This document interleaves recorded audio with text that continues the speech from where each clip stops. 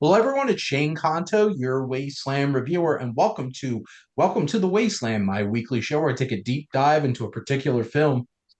And we're in the final month of this John Ford series, our Oh, fourth to last episode.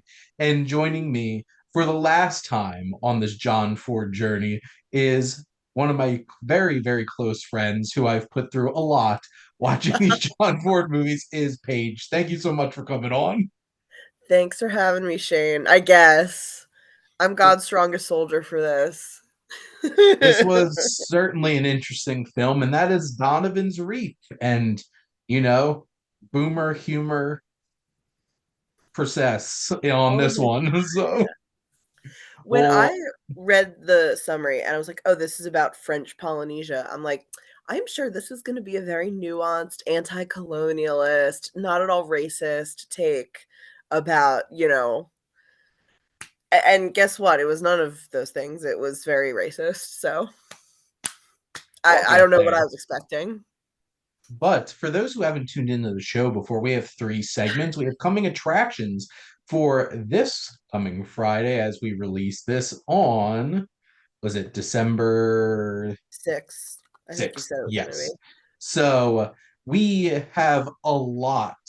There's a lot of movies coming out this weekend, including Interstellar getting an IMAX re-release for its 10-year anniversary, and five wide releases, and then a crap ton of streaming and limited releases. And it begs the question, why didn't you put some of these out during Thanksgiving week when I had the time to go see them?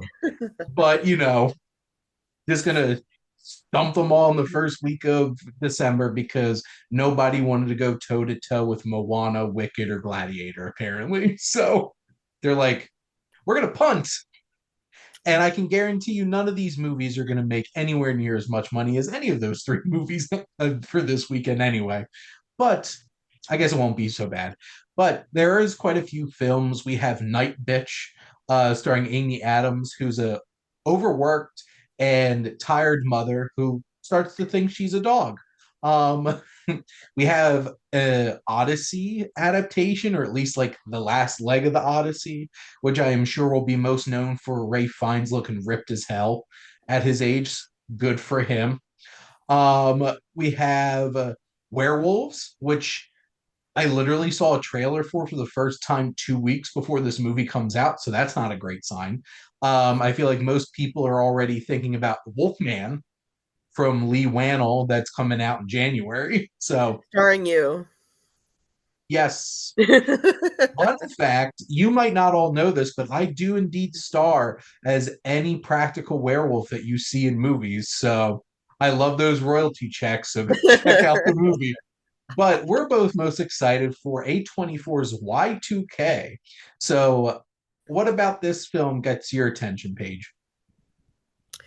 I think because I just watched a YouTube video about the Y2K like crisis. I was like, how old was I? Was like 7 when 2000 hit, and I vaguely remember this, but I didn't realize it was such like a huge deal. Like people were actually, some people at least were actually afraid Yeah. that like the internet would collapse or whatever. So I don't know. Yeah, this is from writer director Kyle Mooney, who I From just know. SNL, Hmm? the SNL actor Kyle Mooney. Oh, okay. Yep. Who's also I know from Brigsby Bear, which I do love that movie. And this is starring Jane Martell, Rachel Zegler, Julian Dennison, Fred Durst, apparently, Kyle Mooney, Oh, and Mason Gooding, a whole bunch of like Alicia Silverstone's apparently in this too. oh, okay. So there's a lot of recognizable faces to be cannon fodder for the machine takeover. So it looks like it's like 93 minutes. It looks like a lean, mean, fun time, and also my worst nightmare. So there you go. Um, when the machine overlords try to take over, I will be fighting back. So I hope you all Okay. know. There you go. I'll be on the front lines. But we'll see how many of these movies make an impact this weekend. I hope so. I just find it nuts that they have five wide release films coming out this weekend, and Yeah, that's it's a not lot. gonna. And you have the holdover of Gladiator, Wicked, and Moana too. So Mhm. I feel like a lot of these are going to get buried, but hopefully they find their audience. But we're here to talk about Donovan's Reef. And this film, in an ideal society on a picturesque South Sea isle, diverse people live in harmony until an outsider disrupts the balance. I think that is a horrible, horrible synopsis of this movie. So I'm What? going to read my own. Thanks, IMDb. Basically, a Boston socialite Mm. who needs to go find her father, who she has really never met, is off in the French Polynesia, this made up island, for the movie, which, not gonna lie, I just assumed this was actually Hawaii the whole entire time. And they just happen to have French people there. Because this was indeed shot in Hawaii. And when she shows up, she gets the wool pulled over her eyes by her dad's friends, and shenanigans happen. Because that's really what this movie is, shenanigans. Uh, so a little bit of background. So this came out in 1963, is indeed starring John Wayne, in his most John Wayne for sure, and we'll get into that. Lee Marvin, apparently, really before he became a big star. Jack Warden is in this, and Caesar Romero, who you all might know as the Joker from the Adam West Batman. Except he did not have to paint over his mustache for this one. You actually got to see it. So there you go. But this film, like I mentioned, is filmed in Hawaii. This is written by Frank S. Nugent, who is one of John Ford's longest collaborators. This apparently is a hodgepodge of a film that started as a completely different script, got reworked into this movie. It was originally supposed to be called South Sea Story, and John Ford referred to this as a spoof picture. He had no intentions of making a really good movie to actually get awards. They were just there to goof off and have some fun.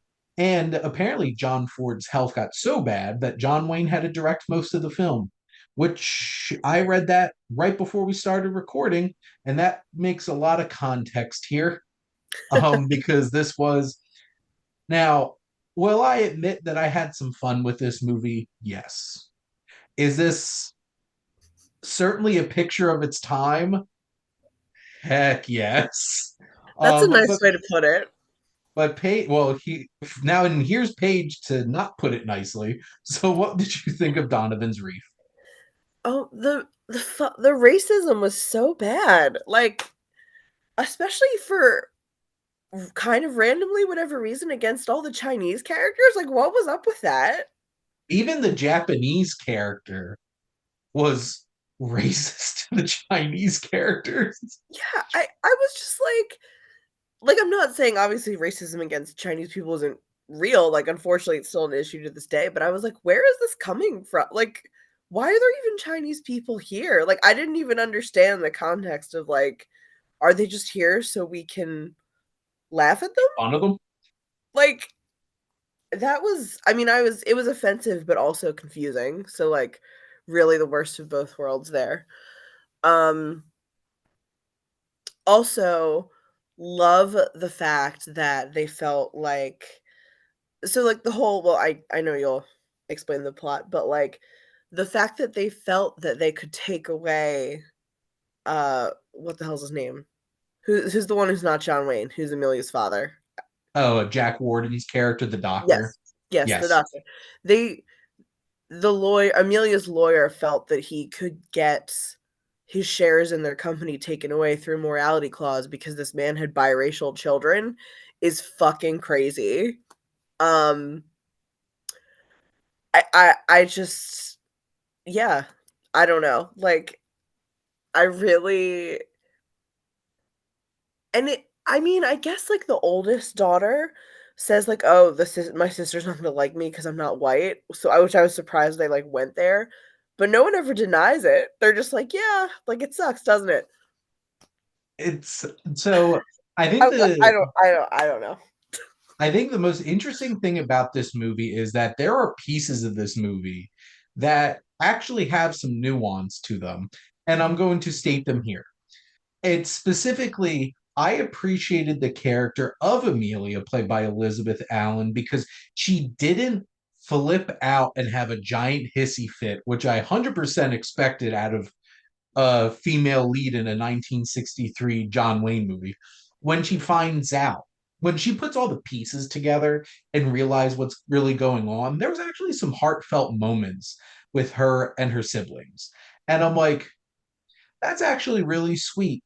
And there's so much nonsense around that in this movie because I feel like if you strip away so many layers of this movie and get to that core piece of it, that actually does really work.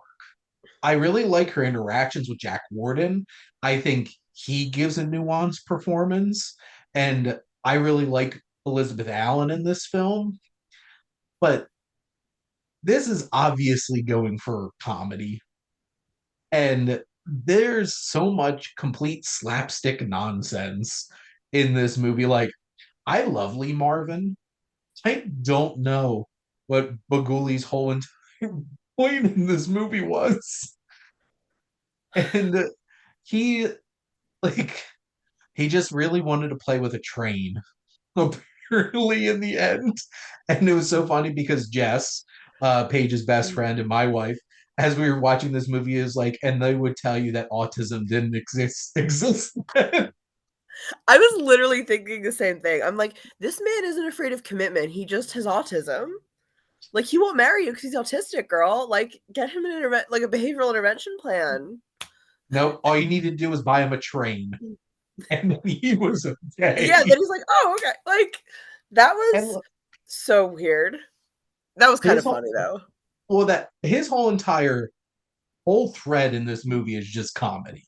It's just silly. You have Caesar Romero's character, who I think he's very charming, and that yes, he does have a great beard. There is a specific point in the movie where he is complimented with, and yes, he does have a great beard. I think his whole thing is much subtler comedy, and I do find it kind of amusing that, like, yeah, he's like, she has $18 million, and Sign me he's up. sign me up. John Wayne. If you go into this movie expecting John Wayne to not act like John Wayne, that's probably your biggest mistake.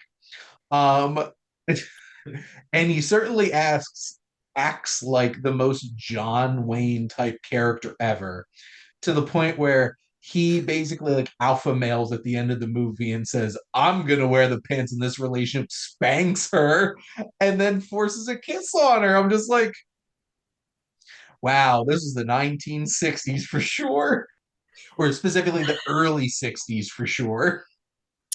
That was so I'm like, girl, like if you're into BDSM, just say that. Like you don't need to like do this in broad daylight. Mhm. Where's your Well, safe word? which is funny because Jess made a comment. She turned and was like, "Why don't you spank me authoritatively in public?" And I just turned to her. It's like, "Well, nobody's paying attention. Baguli has his train. He's not paying attention." Yeah. Which this movie feels out of date for 1963, and I think it definitely this is the sign of a much older man making a movie decades after his prime. Yeah.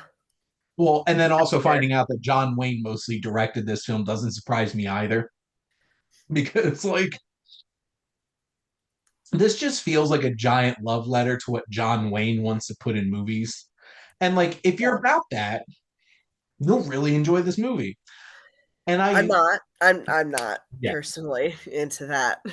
I did laugh at some stuff.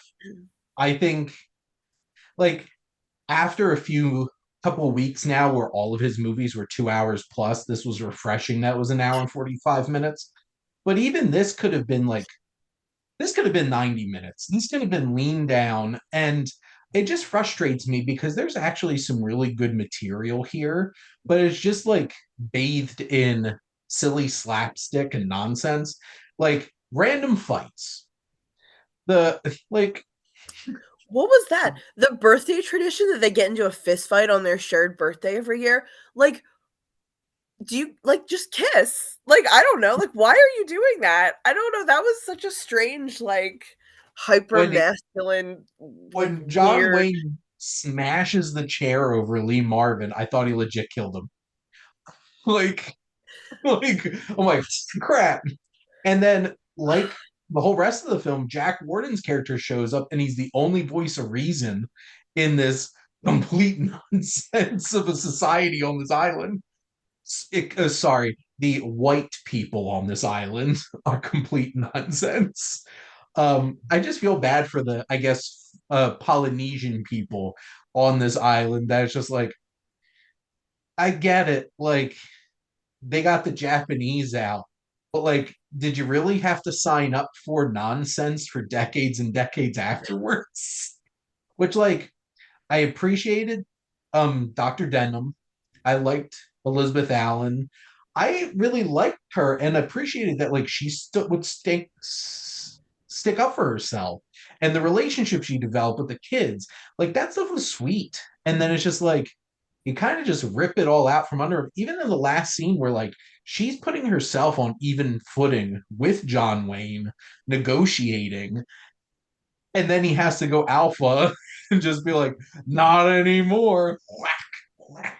Yeah, it's like, and it's so toxic because I think it seems to me the fact that she was like a very dominant person is what attracted John Wayne to her, but then his character has to like dominate her and like get rid of all that when they get married. And it's like, again, like if you're into BDSM, just say that. Like, why don't you guys just take turns spanking each other? That's clearly what you want. Like, no, I don't know. But I didn't the toxic masculinity of John Wayne and that whole culture is on full display here, for sure.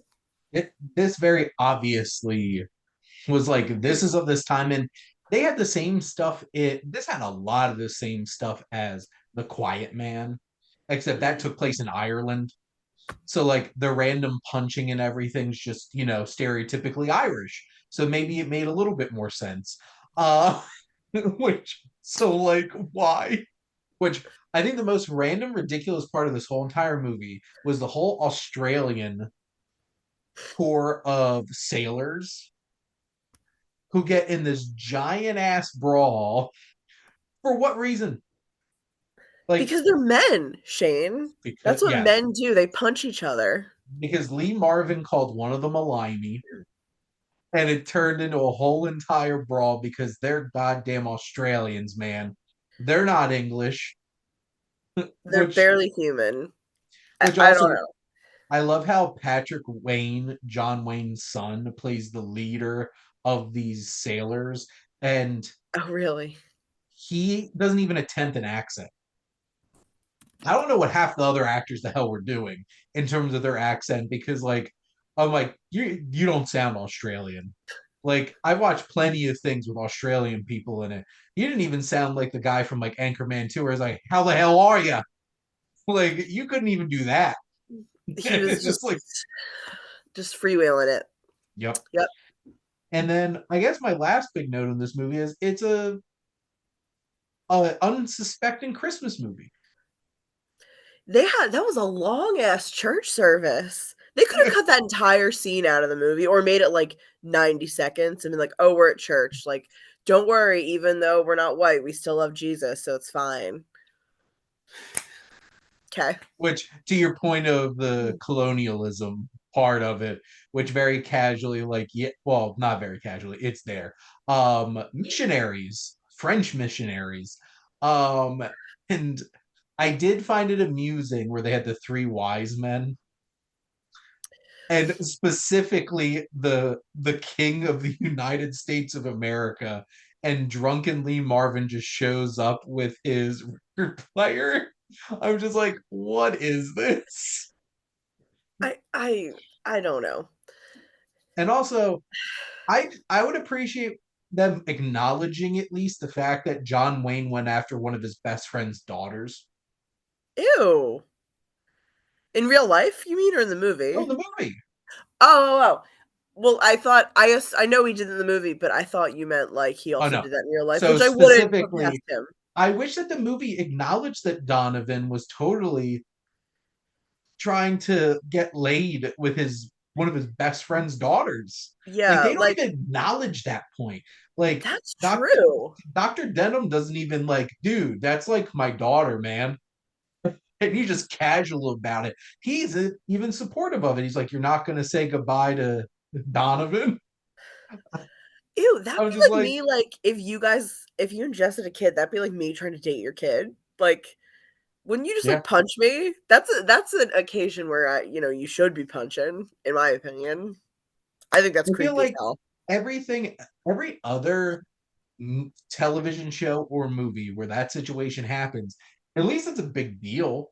And like, here's the thing: age gaps doesn't bother me if people are happy. Now, if there's grooming involved, that's really creepy and weird.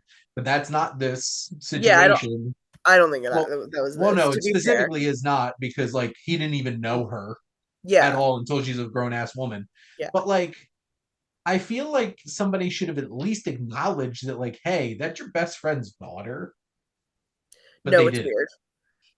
And at It's weird. the end of the day, this had there's a core in here of some really good stuff, and you have to really dig through the weeds to get there. And if you enjoy boomer humor, this has buckets of it for an hour and 45 minutes. So, like, if you have that really old school like style of humor, this has plenty of it, and you'll have a ball. I don't know how much of your audience is, like, 90 years old, so I don't know, but A lot of my audience is surprisingly in their 50s and 60s. okay. Are they boomers, though, technically, at this point? I think the Yeah. youngest boomers are, like, 60-something at this point, right? What I don't know. Gen X would be in their late 50s? Yeah. I don't know. Whatever, but I don't know. Also, Maybe. I don't know. yeah.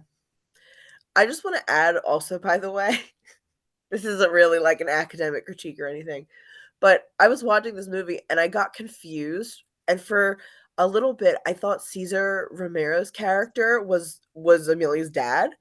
So when he was trying to seduce her, I was like, "What the fuck is this?" And then I went and checked the Wikipedia article and realized he wasn't her dad. But I was fully ready to believe that John Ford was, like, endorsing incest. Like, I didn't even question it. I was like, "Oh, okay."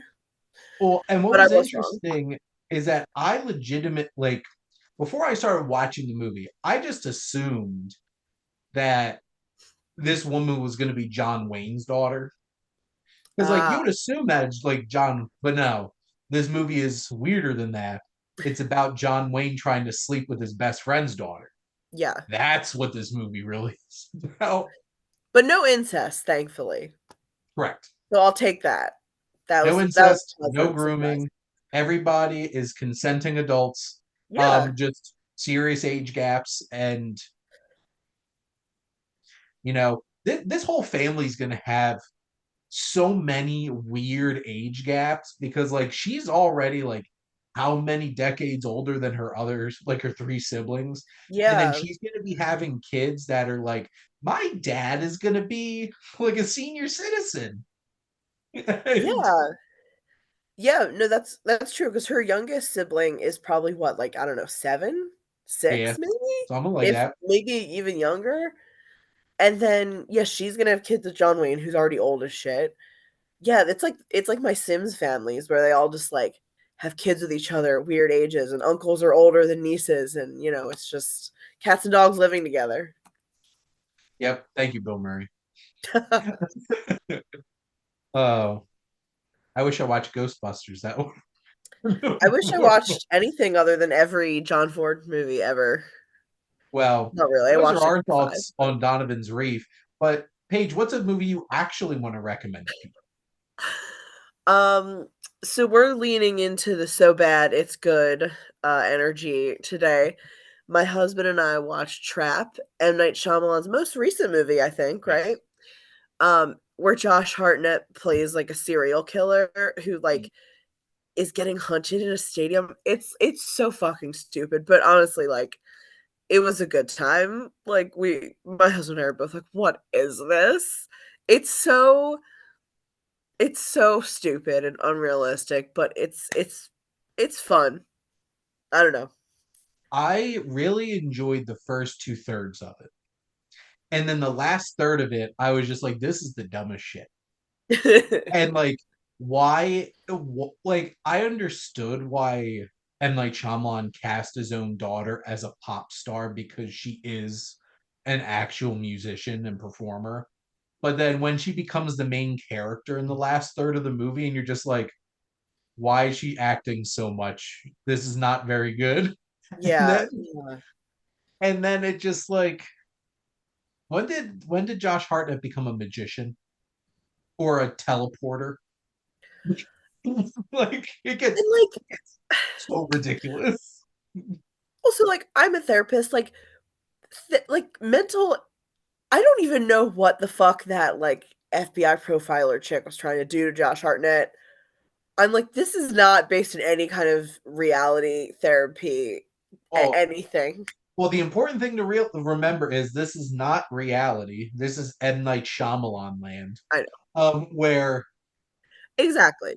all of his movies at this point are so weak. Like at the beginning, they felt like, oh, maybe this could be like real people. And then after a while, it's just like, no, this is not the real world. This is a warped, No. strange existence that M. Night Shyamalan could Yeah. only, and people all talk in the strangest of ways. Yeah. Strangest of ways. But So I no, think if you just go in accepting you're in M. Night Shyamalan's world, nothing makes sense, you'll have a good time. yep, and it's on Max, so it's And an it's easy, free. yeah. Um, so I have three recommendations, like I usually do. I have a new film, which is a couple of months old, actually. It's on Netflix. It is a documentary short. And if you're a Phillies fan, this is called The Turnaround.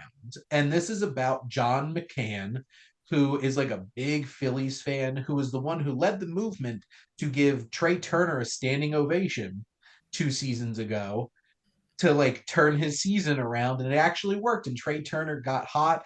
The Phillies made the playoffs and then lost to the Diamondbacks in the National Championship Series. I'm a Diamondbacks fan, so I was the only person that I knew that was happy.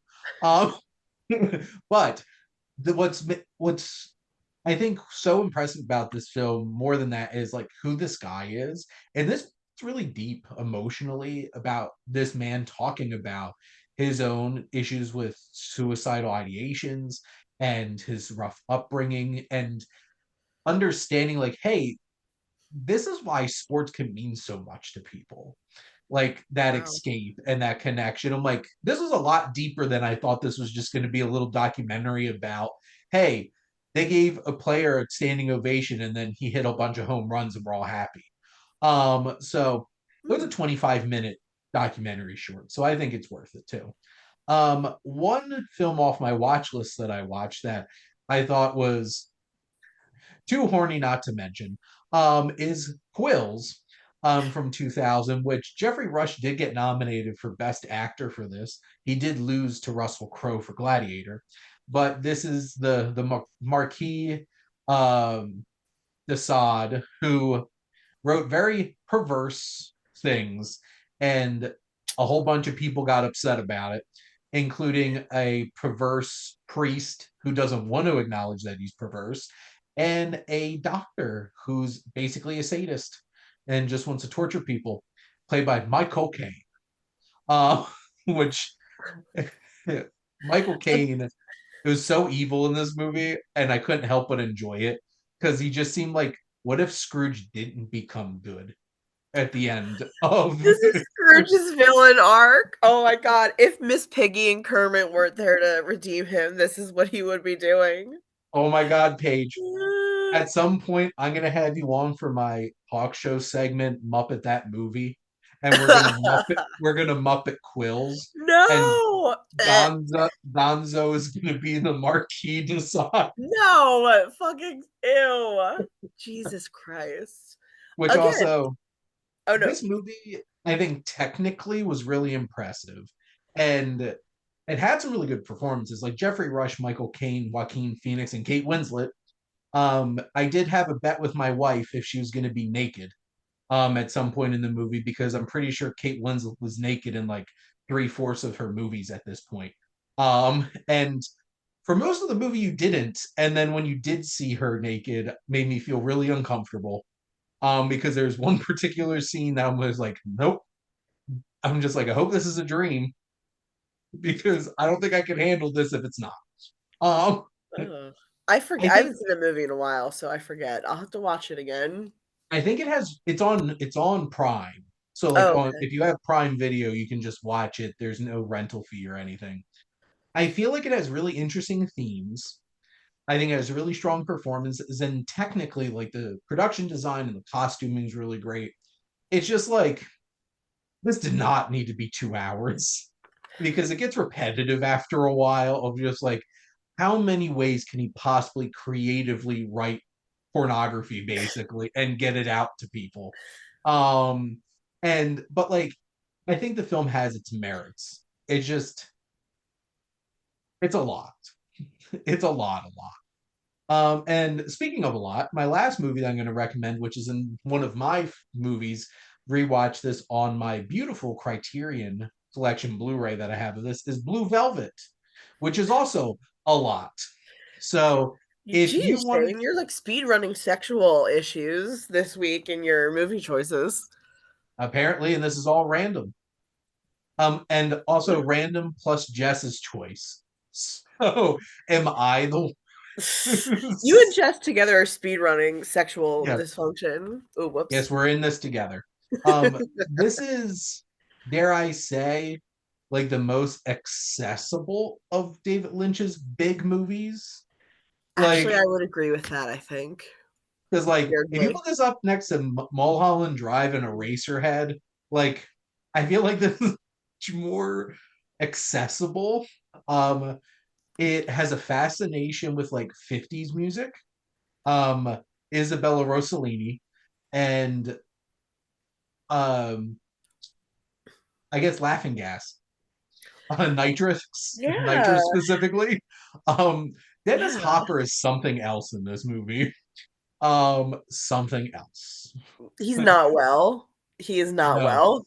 as somebody who grew up knowing Dennis Hopper from one, the Super Mario Brothers movie, and two, Speed. Uh, this was a whole other level of villainy. And it's a really interesting film about repression and the idea of the darkness below suburbia. Because America has been so obsessed with our idyllic suburban lives since the 1950s. And boy, does David Lynch hate that. And he wants you to know about it. Yeah. Because and I do really love the casting of Kyle MacLachlan and Laura Dern as like the idyllic suburban people. Kyle MacLachlan really does hit that David Lynch frequency between Dune and this and Twin Peaks.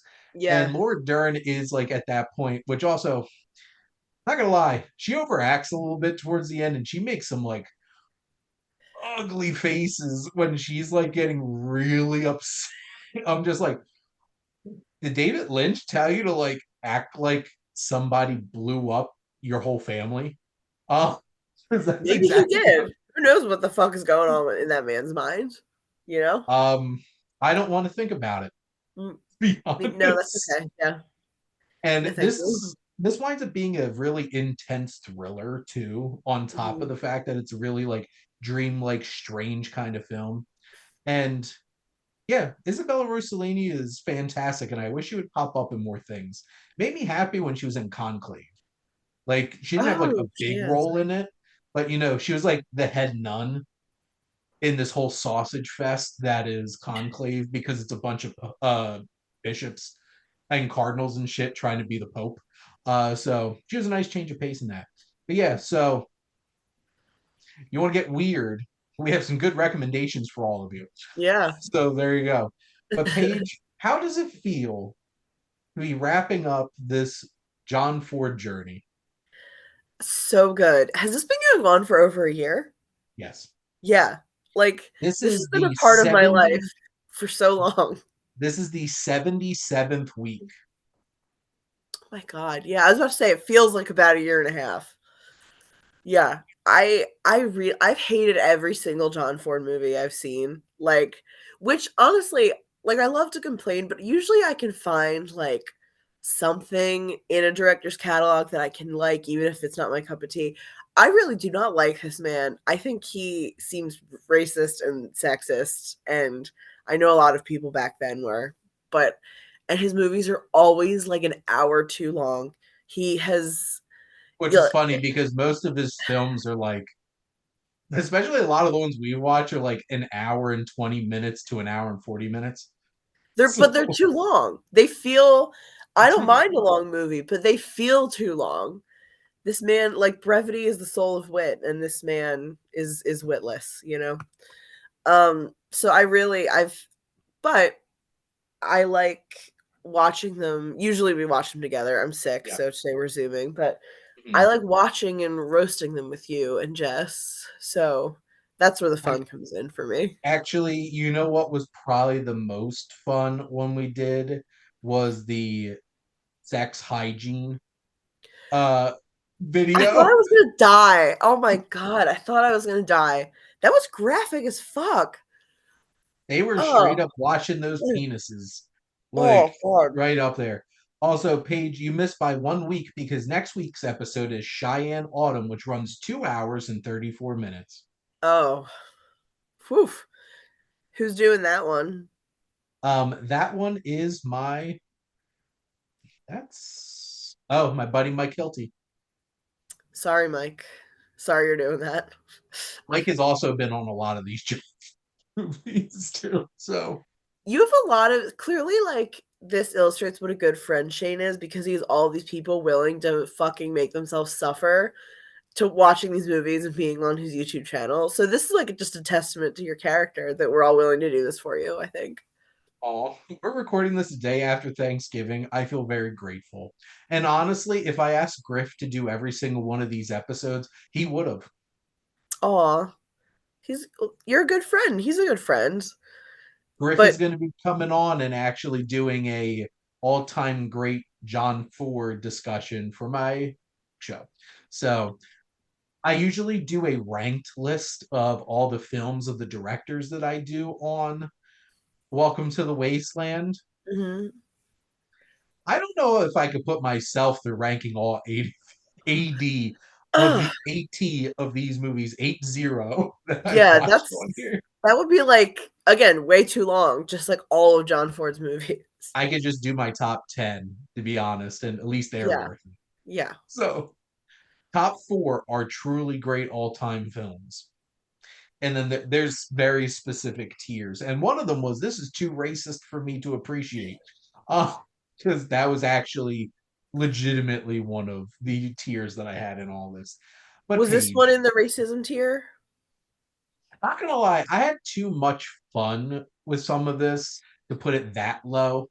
But this is definitely middle of the pack, which also says a lot Oh, about the creation. yikes. This wasn't even his most racist film, and it, like, has multiple scenes of people just making fun of Chinese people, and that's, like, the whole bit. It's just like, "Oh, aren't these Chinese people stupid?"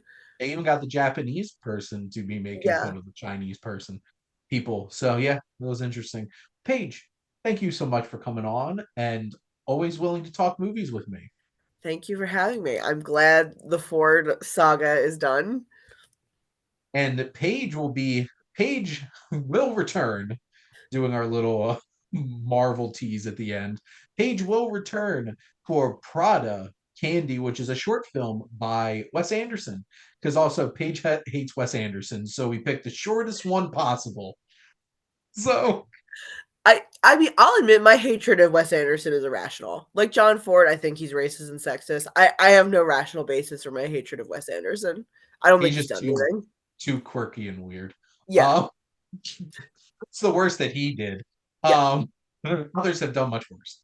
But and then next week I will be talking about Cheyenne Autumn with my buddy Mike Hilty, other very consistent contributor on the show. But thank all of you out there for always tuning in and supporting your Wasteland reviewer.